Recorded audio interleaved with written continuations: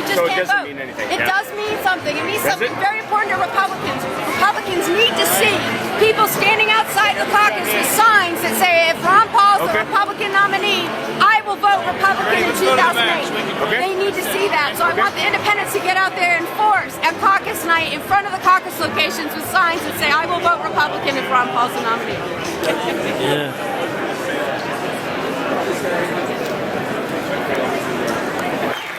Is Ron Paul in town, and he is going to rock the Rockies tonight.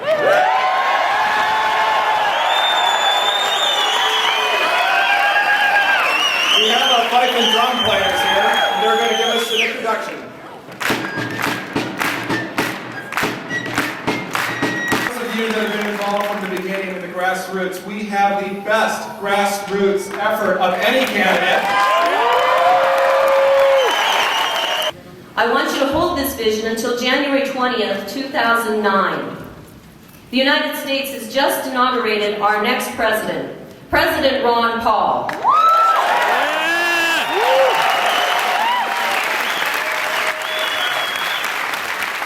He is walking into the Oval Office through the double doors. He closes them behind him. He stands back for a moment, breathes in the ambiance of the room. He walks over to the desk, sits down in a large, overstuffed leather chair, and smiles as he places his hand on the desk and starts rubbing it back and forth.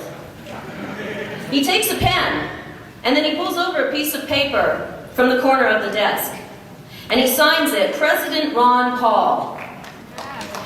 What he has just done with that pen is enacted his first presidential action by eliminating income tax. Most of you are already familiar with Dr. Paul and his incredible record.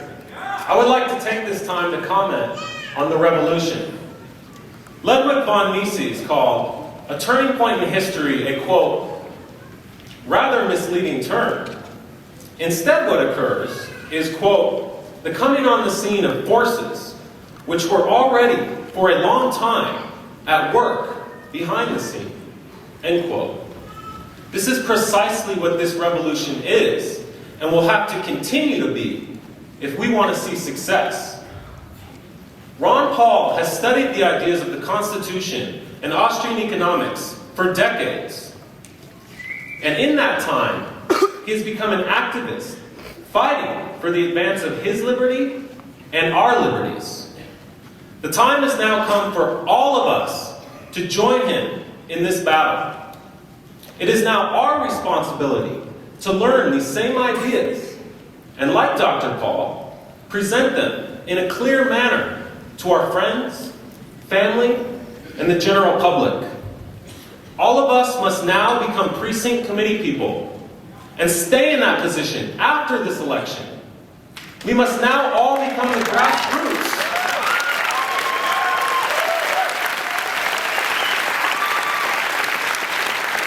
If we want to see actual change.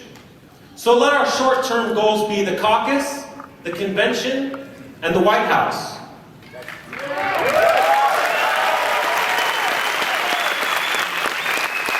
And let our long-term goal be to have a Congress with 435 members who vote just like Ron Paul. We have mainstream media that is trying to black out what Dr. Paul has to say. But with this grassroots happening here, that's not going to happen. That we're all here tonight. My name is Carl Brody, and I am the Colorado State Coordinator for the Ron Paul campaign.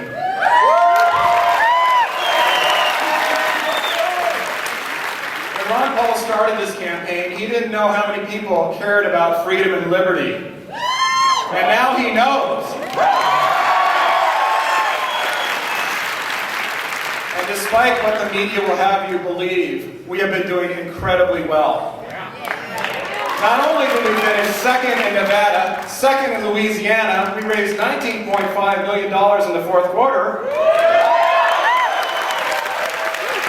But we also passed the media's front runners. Not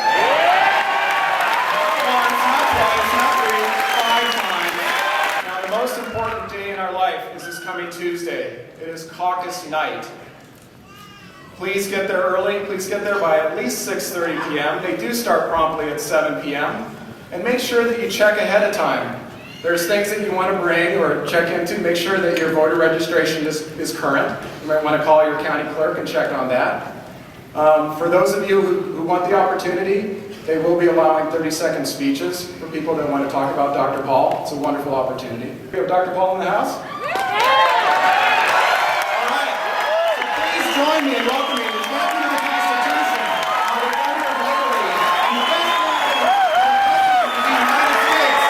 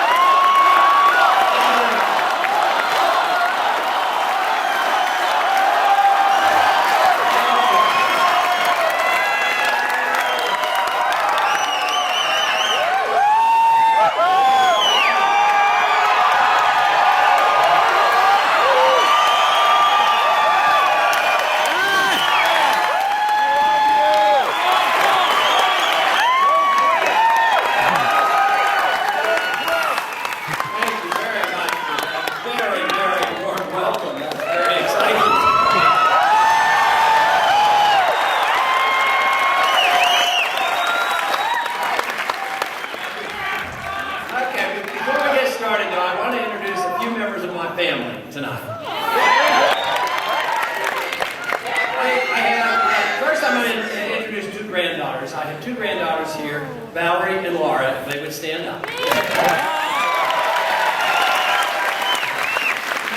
I want to introduce my wife, and I think a lot of you know that today is a special day for us.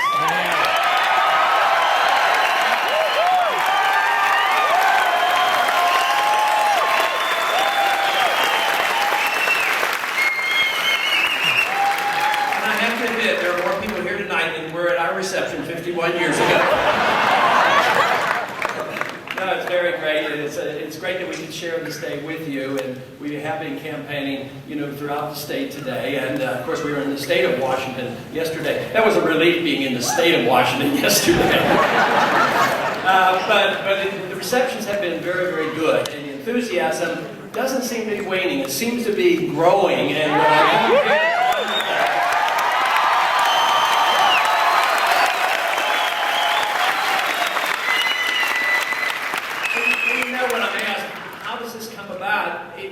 I'm just totally dumbfounded. I can't figure it out, so I've come up with this simple answer. Freedom is popular!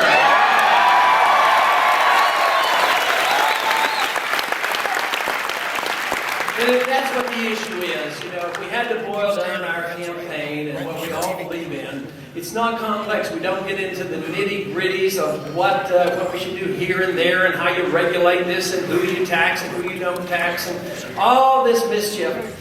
Really, what America is all about is freedom and our individual liberty and getting the government off our backs.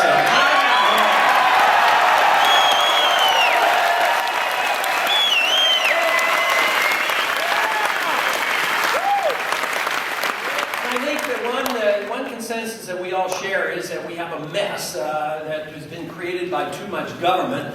And how did we allow that to happen? Well, we got too complacent as a people.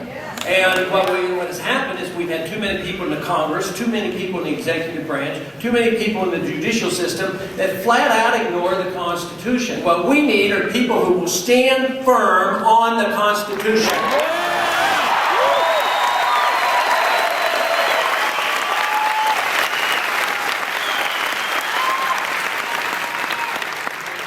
The great part about the Constitution is it brings us together. What it does, it brings us all together with our different viewpoints, and then we allow people to come and lead their own lives as they choose. We don't have to tell people what religion they have to believe in, what their social obligations are. Everybody's life is their own, and that's what freedom is all about. In the same way, it means that we get to spend our money the way we want to.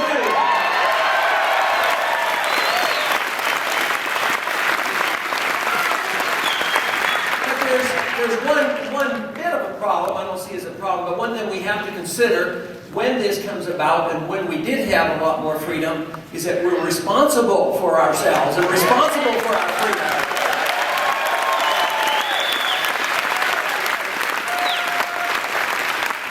And if everybody were to be responsible for themselves, you know, it would be just fine. And there would be not this dependency on the government. We wouldn't have the nanny state. We wouldn't have the American empire. And we wouldn't have this legislative system of government where we can't do anything with our property unless we get permission from our government. There's no doubt in my mind that we as a people and as a country are facing a crisis. And I think we probably wouldn't be here tonight if we didn't understand that and realize how serious this is. And fortunately for us, who believe in limited government and the Constitution, we don't have to start a brand new revolution. All we have to do is restore the principles of the original revolution.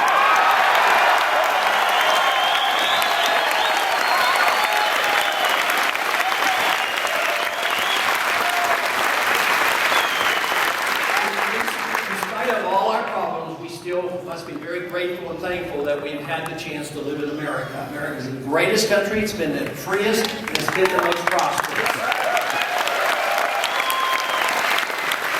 And of course, what we're witnessing is the loss of some of those freedoms, and eventually there'll be the loss of the prosperity, because today the prosperity we have is not real. It's all based on debt. Individual debt, corporate debt, government debt, international debt is just overwhelming, and therefore our house is built on sand. It's not built on rocks, and therefore it can be pushed over rather easily, and therefore we must do something quickly, and that's what this campaign is all about.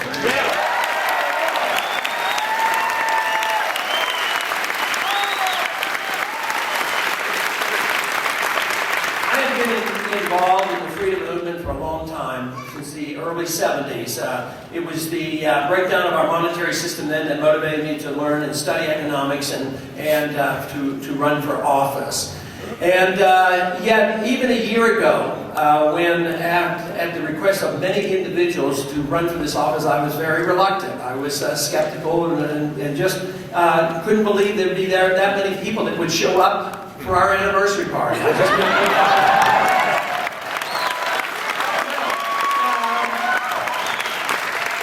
I didn't know how the young people would respond. I didn't know how big the remnant was, since nobody knows how big the real remnant is.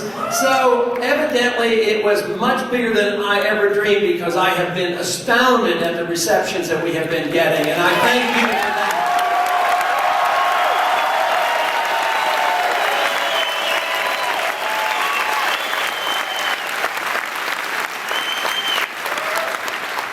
Started off slowly. Our biggest hang-up in the early part of the campaign is we had one advisor and one secretary, and the information was leaked out that I was going to form an exploratory committee, and from that moment on we've been overwhelmed. And it is difficult to keep up with everything, and I feel badly sometimes when the responses don't come as quickly as they should. But it's also a sign of the strength and the enthusiasm of the campaign. And really, it has turned out that you're the campaign, I'm not the campaign. I am glad you have invited me to be part of your campaign.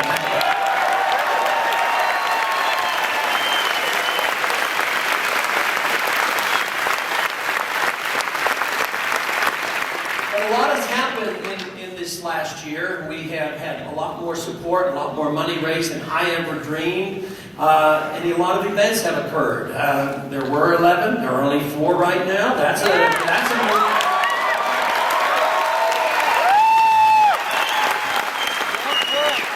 economic events have changed a whole lot in this last year as well. I was taken back a little bit the other night when Tim Russert said that now that foreign policy, essentially he said this, now that foreign policy is not the top issue and the economy is the top issue. Tonight we're going to talk about the economy. But the truth is, you can't talk about our economy without talking about our foreign policy.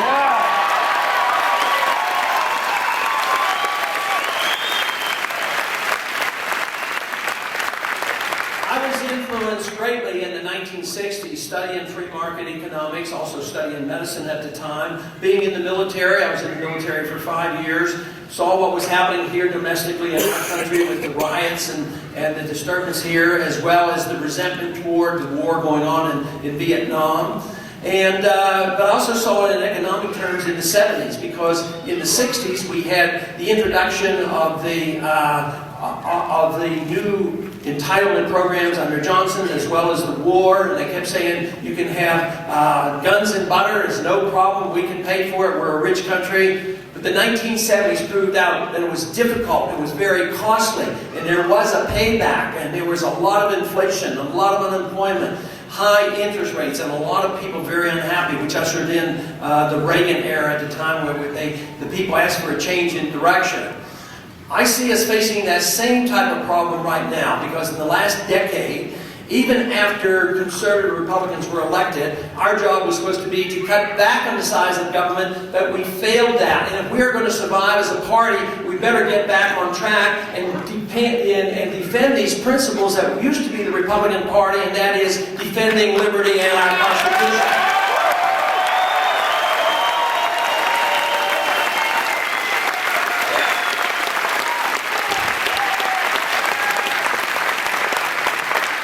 Unfortunately, we went the same way that the Democrats have gone in a long time. We have endorsed the idea of war and increased welfare, and right now the payback is starting. We are witnessing a change. I think there are big events occurring at this very moment, dealing with our dollar, with our economy, the attack on the problems that we have overseas, and something has to give. All great nations end not because they are invaded, but they end because they extend themselves too far. They get too bold and they think that they are so good and so great that we can tell other people how to live. That's not our purpose. We don't tell other people or force other people how to live. What we should do is set a good example here so others would want to follow.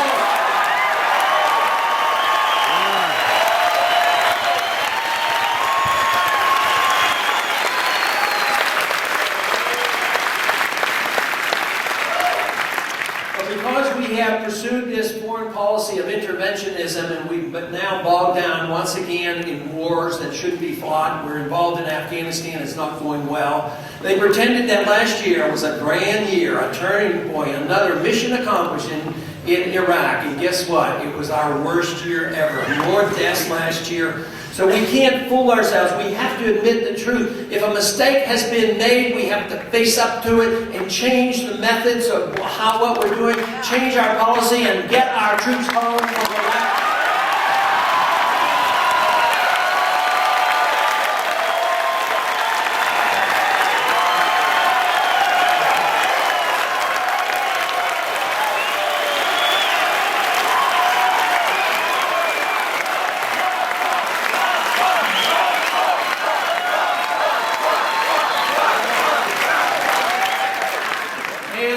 When we recognize that we want the empire to come to an end, it doesn't mean just bringing our troops home from the Middle East.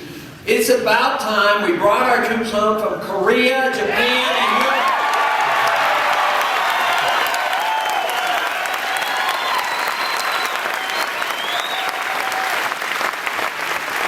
We can save not tens of billions, but hundreds of billions of dollars. That money needs to be spent here at home.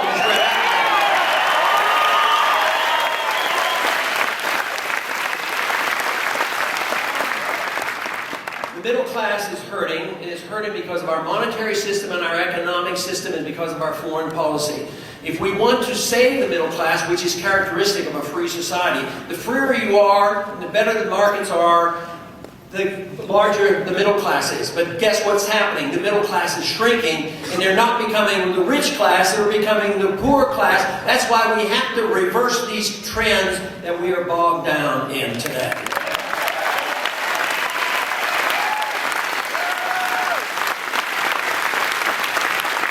Thank you. People who say that we shouldn't leave, they're calling this leaving before the job is done.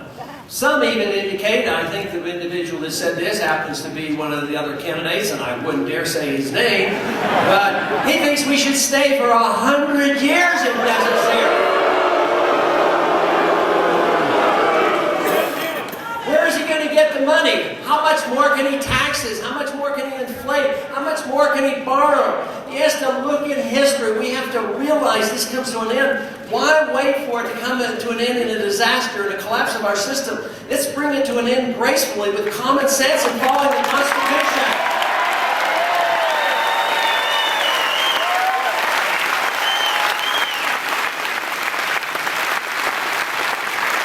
The argument is that if we leave Iraq, there'll be chaos in Iraq. I would say if we stay in Iraq, the chaos will continue. We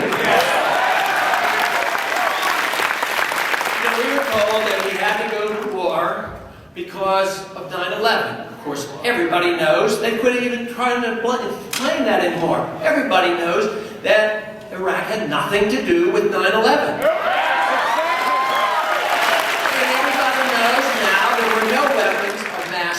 And there was no Al-Qaeda in Iraq. If that is true, and there was no aggression against the United States, and we didn't pay any attention to the Constitution, the war is undeclared, that makes the war illegal, immoral, impractical, and we can't afford it, so we need to end it.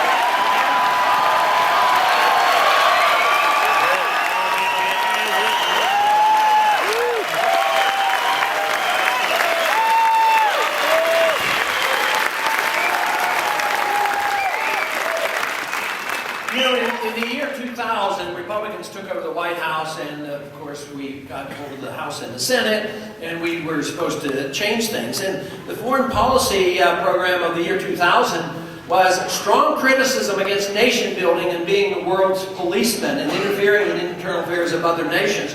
We were strongly critical of Bill Clinton.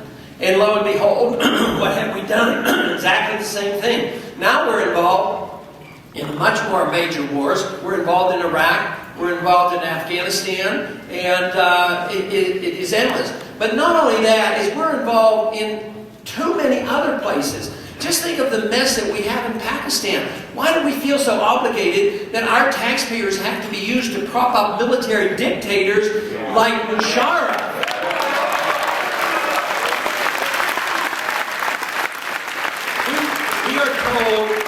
We are told that we have a responsibility to spread our goodness around the world through force by the use of arms, that we should force democracy among other countries.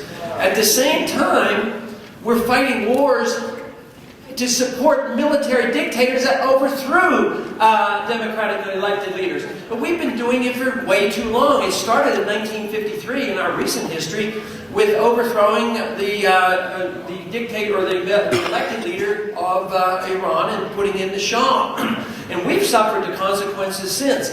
But we're very much involved in trying to pick the next dictator in Pakistan. People say, well, if we don't, how are we going to be safe? Well, I say, tell you one thing, the more of that we do, the less safe we are.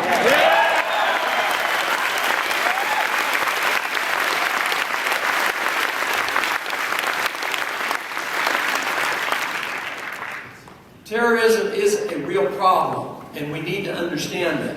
But I've come to the conclusion, and so many others have come to this conclusion, by just using some common sense, that terrorism, the threat of terrorism is increased with the current foreign policy.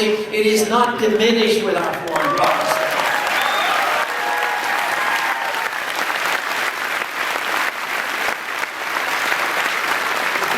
The foolishness of our foreign policy requires that our government tax us to the hilt, and then they borrow to the hilt, and then they print the money, and then they go over and they blow up bridges with our money, which drains our economy. At the same time, then we feel obligated that we have to rebuild the bridges that we blew up.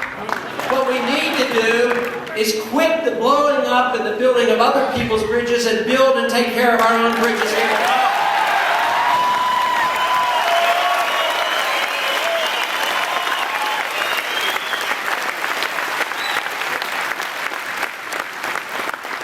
You know, in the last couple of years, we have been involved in building a new embassy for Iraq.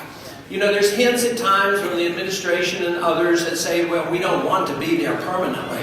But we know what's behind the goal of having 14 permanent air bases and army posts in Iraq. At the same time, We as taxpayers have been asked to pay $1 billion to build an embassy in Baghdad, the biggest in the world, biggest the Vatican. Now, does that show a sign that we don't have intention of running their country? It makes no sense whatsoever. What we need to do is just look to our Constitution. The Constitution does not give us authority. There's no authority to do this.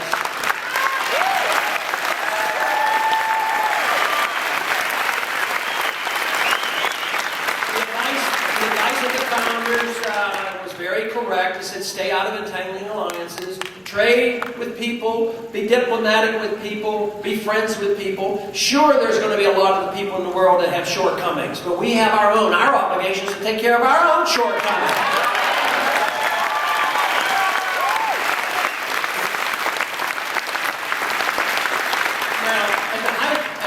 The Cold War, there were decisions made, which I think were proper at the time, to at least talk to the Chinese and the Soviets. And that, of course, has led to the end of the Cold War, and we didn't have to fight.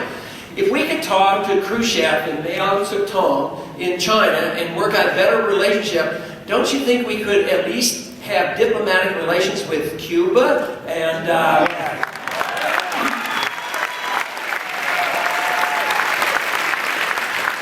And for that matter, why can't we at least talk to the Iranians? Why do we have to say...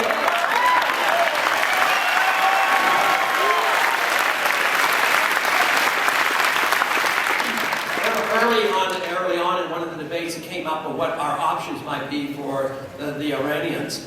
And the other candidates were not even willing to take off the table a nuclear first strike. That makes no sense whatsoever.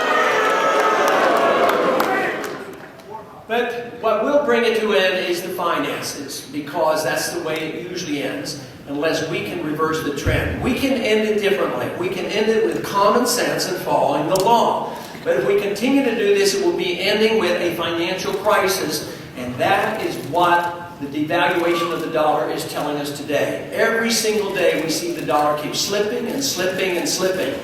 There are some in Washington who actually advocate a weak dollar. Now that makes a whole lot of sense to me. We all have dollars. We're forced to use dollars. If you try to use gold, they're liable to put us in jail for doing it. But since we hold dollars, we work for dollars, and then our government's position is deliberately to devalue the dollar, are they on our side or not? You know. So what we need to do is, of course, think about the monetary system, and the monetary system has been corrupted. The monetary system is unconstitutional. It doesn't exist.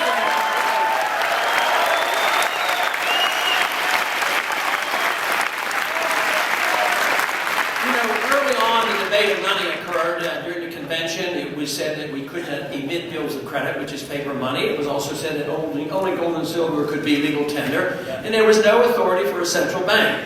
Quickly thereafter, Hamilton established a national bank, and of course, Thomas Jefferson came along and got rid of it.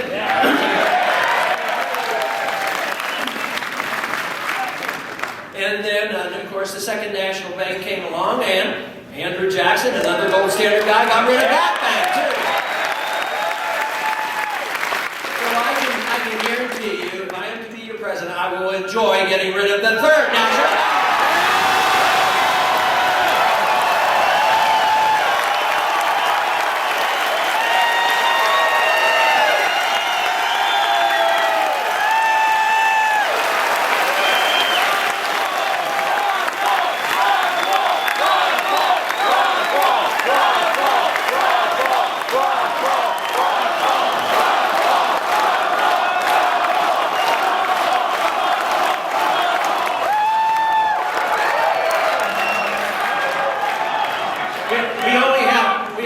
One problem, and that is that the big bankers and the military-industrial establishment, the entire establishment, are against us. They're against the people because they use that system to undermine us through this sinister method of taxation, which is the inflation tax, by just creating money out of thin air, and it has to stop before it brings us down as a great nation, and we need to do it quickly.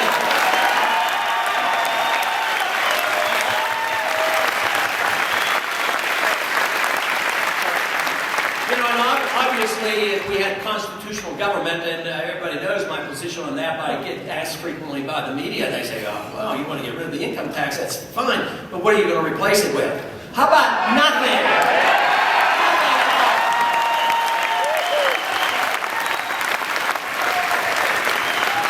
We should repeal the 16th Amendment and get rid of the IRS and also get rid of the functions that we have in government that we don't need and are unconstitutional. You don't need an income tax if we had constitutional government, and that's what we should strive.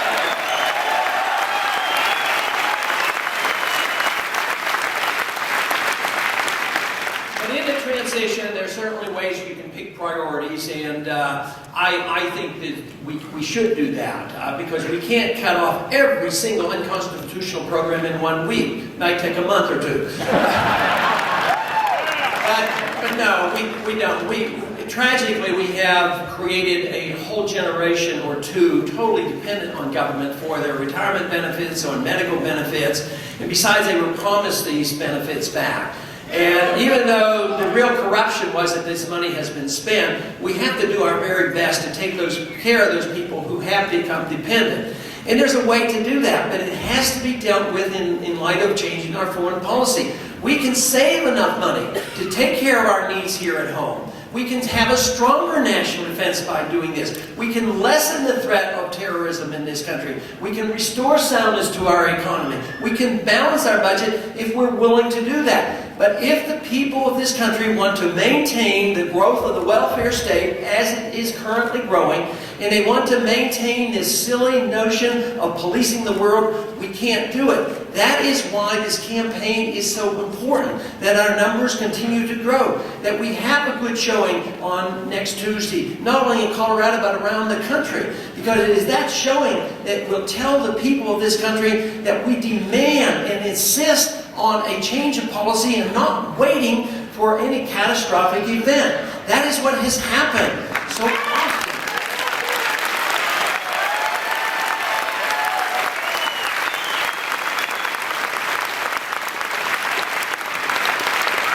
In the 20th century, there were numerous examples. One of the worst, of course, was the runaway inflation in Germany, ushering in a military fascist dictatorship that played havoc for the world for decades.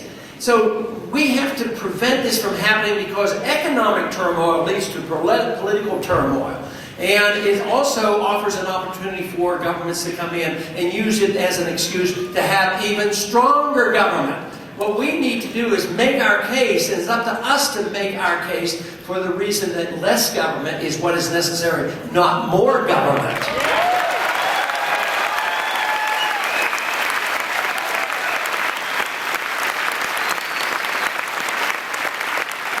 Because there was a definite, complete misunderstanding of the Depression, we went in the wrong direction because they blamed the gold standard and free enterprise on the Depression. They had failed to understand, or they had failed to admit, that the real cause of the Depression was caused by our Federal Reserve System. That was the cause of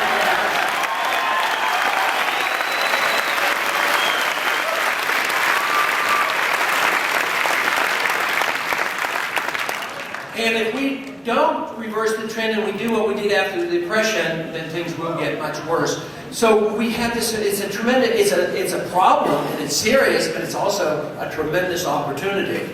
Now we have a large crowd here tonight and it is dramatic and it's exciting and it gives me encouragement. I hope I give you encouragement.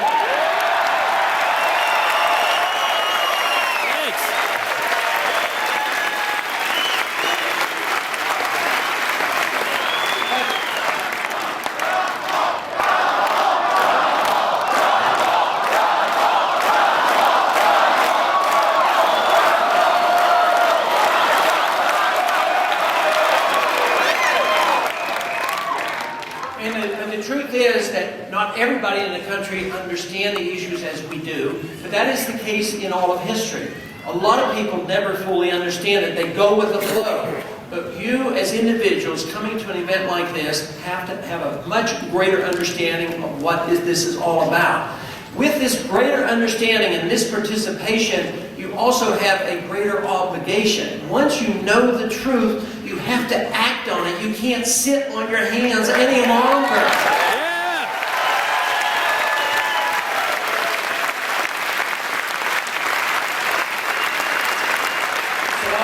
Is to speak out, and of course speaking out in this campaign is what you have all been doing. But you know, under conditions of war, it is always used as an excuse to undermine our liberties. Certainly the war on terrorism is made so that we are more willing to sacrifice our liberties. But the truth is, we never have to sacrifice one bit of our liberty to be safe and secure.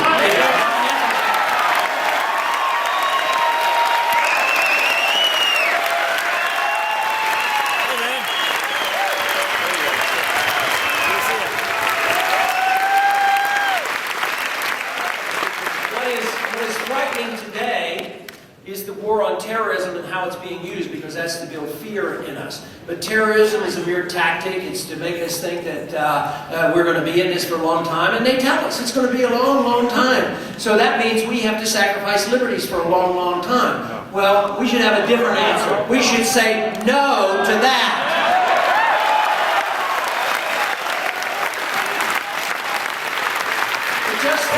Just look at what has happened since 9/11. What we should have done was recognize the cause. It was a lack of freedom, and lack of responsibility, and lack of understanding of private property. If we would have fully understood the Second Amendment, maybe 9/11 might not have ever occurred.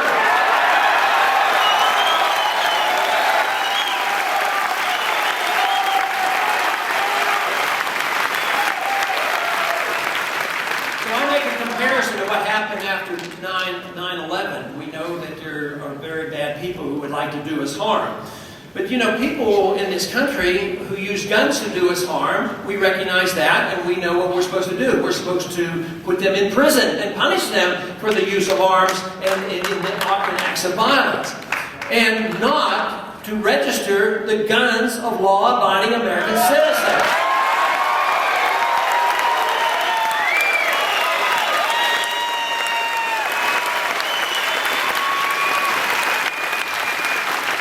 We have done exactly the opposite since 9/11. We have, we know we have evil people out there wanting to come and get us, but do we follow the Constitution and trying to find them? No, what they've done now, they registered the American people. And this is what we don't want. We have had our civil liberties severely undermined with the removal of habeas corpus, with warrantless searches, with this national ID card. We don't need a national ID card.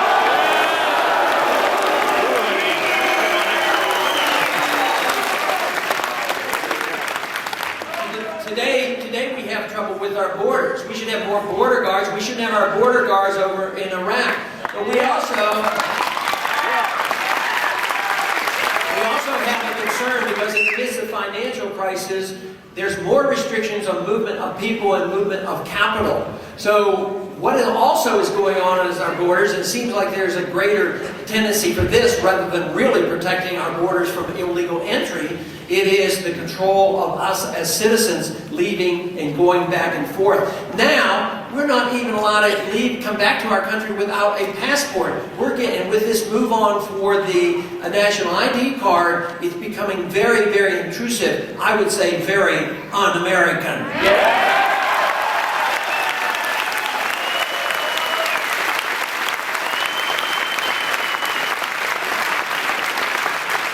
One thing that they do is, undermine our liberties at home with other declarations of war, whether it's a declaration of war against poverty or whatever. But there's another war that's been going on intensely now for about the last 35 years, and it hasn't involved a couple dollars worth. It's involved many billions of dollars, maybe 30 or 40 billion dollars, and some of the damage done by this particular war goes unmeasured because it's so pervasive in that system. And the war that I'm talking about that I would like to get rid of is the war on drugs.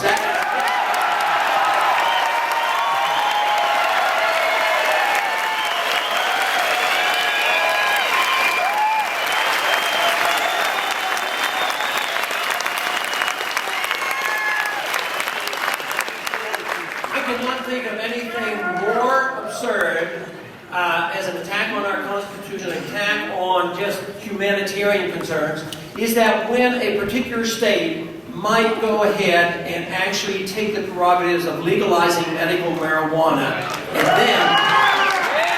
and then the federal government coming in and unconstitutionally coming in and telling the states, well, that is an illegal law, and we will overrule you, and we will enforce these laws, and we will put these people in prison who happen to use marijuana, even if they're sick and even if they're dying. That makes no sense whatsoever.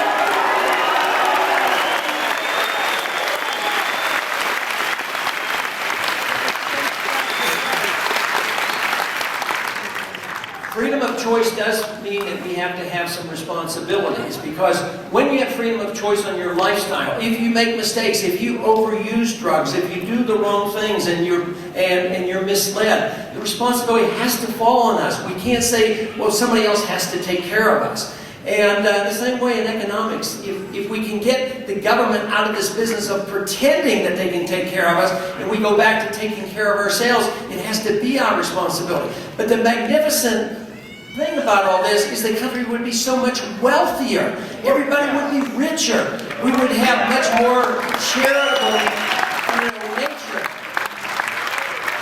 The responsibility would be then on the individual, on the families, on the neighborhood, on the churches, on local government, but it would not be the federal government. The federal government's role is very limited. If you read the Constitution does but one thing. It limits government power.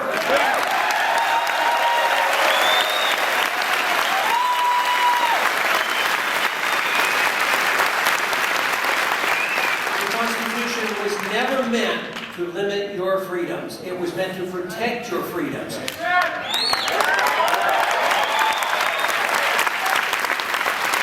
really great thing about the Constitution and freedom, and I've said this so many times because I have really witnessed this in the campaign, is that freedom does bring us together. It really does. It brings us together. It makes us less concerned about our fellow man, because we don't see them as confrontational. We don't see them as trying to tell us what we're to do, and we're not to tell other people how they're supposed to run their lives. We're not supposed to tell them how to spend their money. So freedom truly brings us all together.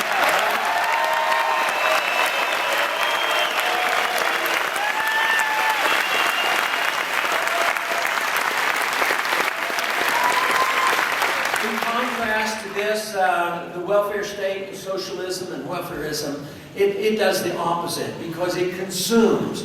Governments produce nothing. All they can do is take from one and give to another. And you know, it's always done with good intention. We're going to take care of the poor. But what do? Who ends up with all the loot? The wealthy ends up with the loot, and the poor get poorer, and the middle class gets wiped out. We can't continue to be fooled in this manner. We have to realize that there is a better way of doing this. And when the government takes it over and they take control of the means of wealth and they tax us to the hilt and they control our money and undermine the system and we become less productive, what do we have? We have more aggressive people going to Washington on a daily basis. The special interest grows, the lobbying grows, and there's nothing left. And this is what's happening. Our pie is shrinking, and also our freedoms are shrinking. But I am very, very confident. You know, in spite of all these problems we talk about, I am absolutely convinced if we are able to maintain our liberties, even if we have a downturn, even if we have to pay back some of these debt that we have incurred, what we need then is just to go back to work. And believe me, we'll be back on our feet in a very short time.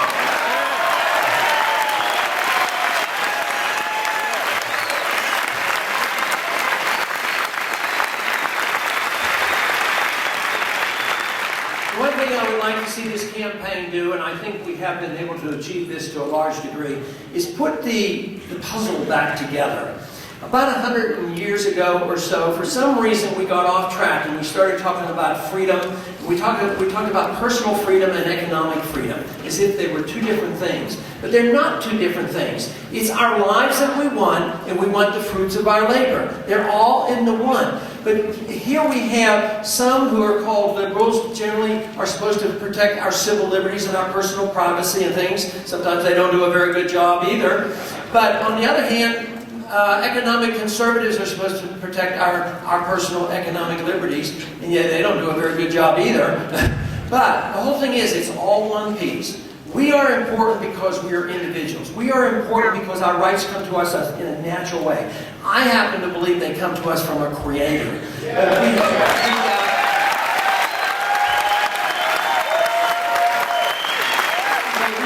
should always be seen as individuals as being very, very important. If we're seen as only as a person in a group, and if we try to get benefits because we belong to a group, believe me, or if you're in that particular group, you can lose them because you belong to a group. And that's where some of our problems have been over the couple hundred years now, because we design people in groups. Matter of fact, there's one thing that happens in the campaign that maybe it doesn't bother anybody else, but it sort of bothers me when the media gets involved and they do all this polling, and they always say, well, how did the Hispanics vote? How did the blacks vote? How did the whites vote? Why don't we ask, how did the Americans vote?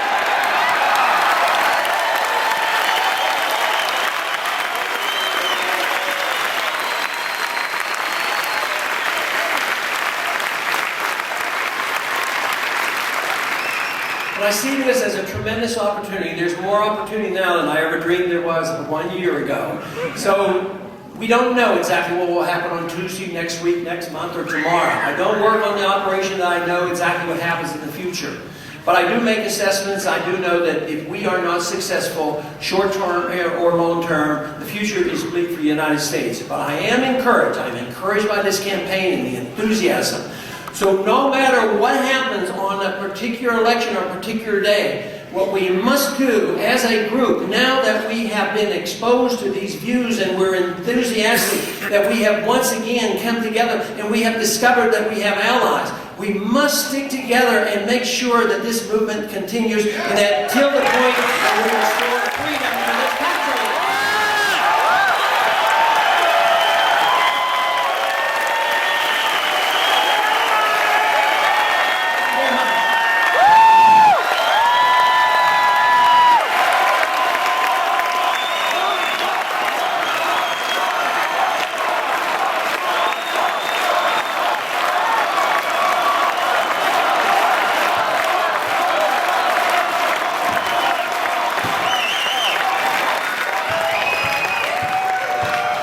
Americans, Coloradoans, we love Dr. Paul. We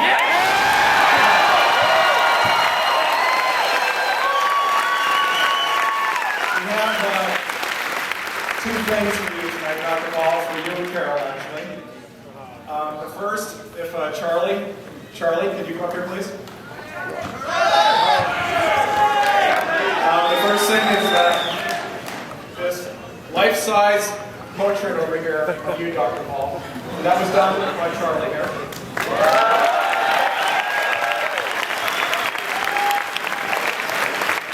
And the reason I say life-size is because you are larger than life.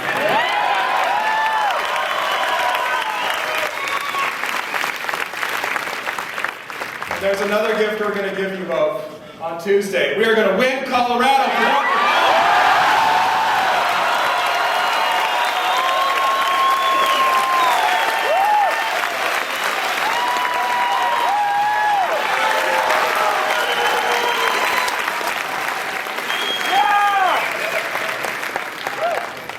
We have a huge audience here tonight. I think we're over 3,000 people, so